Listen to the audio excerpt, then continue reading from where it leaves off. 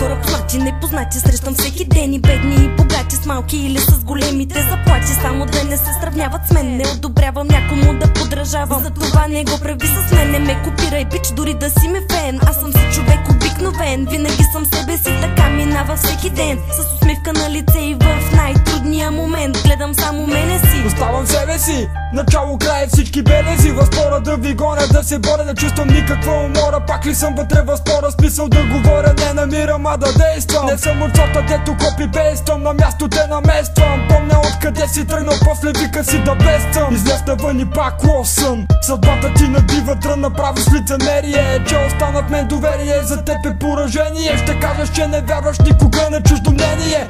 Търси обяснение, помислете и вложете малкото реално разсъждение. Очите отворете, погледнете, вижте своето обкръжение. Злобата и зависта с всички подложете на лечение, а не по всяко време, всеки час своето поведение да будя в някой от вас смешно подозрение, съмнение. Усещам пак по мой адрес, гледай първо себе си, излез от ежедневния си стрес. Вече нямам интерес, защото всички сте еднакви днес. И оставам си различна, нетипична, не живея смисъл, че ще се превърна в пес. Чувствам свобода, не съм затворена в кафе. Все е по-отлична, за това си пиша 6. Изпадаш с тест, добре дошли в механичен рап си тест. Гони ме прогреза в очевиден прав текст. Нещо ново пак по моя адрес се чу, надул си злобата до край. А никой май не се старай, където няма начало, няма край, и осъзнай.